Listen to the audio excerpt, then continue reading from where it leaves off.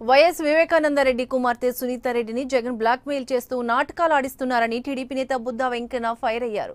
CBI Modi జేబు సంస్థ అని, మోడీకి దత్తపుత్రుడు జగన్మోహన్ రెడ్డి అంటూ మండిపడ్డారు. దేశంలోనే పెద్ద ఆర్థిక నేరస్తుడైన జగన్ ని ప్రధాని మోడీ కాపాడుతున్నారని ఆరోపించారు. మోడీ, జగన్ ఒకే గూటికి చెందిన వ్యక్తులు కాబట్టే వివేకానందరెడ్డి హత్యను సీబీఐకి అప్పగించాలని జగన్ డిమాండ్ చేస్తున్నారని అన్నారు. సునీతారెడ్డి గారిని బ్లాక్మెయిల్ చేస్తూ జగన్మోహన్ రెడ్డి గారు ఆడిస్తున్నటువంటి నాటకం. సిబిఐ విచారణ అయితే ఇవాళ సిబిఐ విచారణ గురించి మనకు తెలుసు. సిబిఐ మోడీ గారి జేబు సంస్థ. మోడీ గారికి దత్తపుత్రుడు జగన్మోహన్ రెడ్డి గారు. కాబట్టి ఒక తండ్రి బిడ్డను ఎలా కాపాడుకుంటాడో,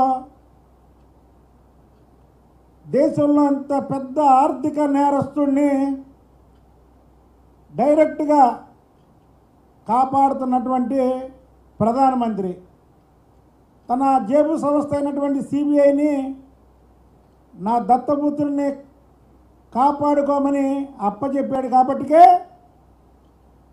సిబిఐ ఎంక్వైరీ అడుగుతున్నారు. దీని మీద జగన్మోహన్ రెడ్డి గారు యూపీఏ ప్రభుత్వంలో సిబిఐ ఎంక్వైరీ చేసి సిబిఐ అరెస్ట్ చేస్తే ఆ రోజు సిబిఐ మీద చెలరేగిపోయినటువంటి జగన్మోహన్ రెడ్డి ఈరోజు సిబిఐ ఎంక్వైరీ కావాలంటున్నాడంటే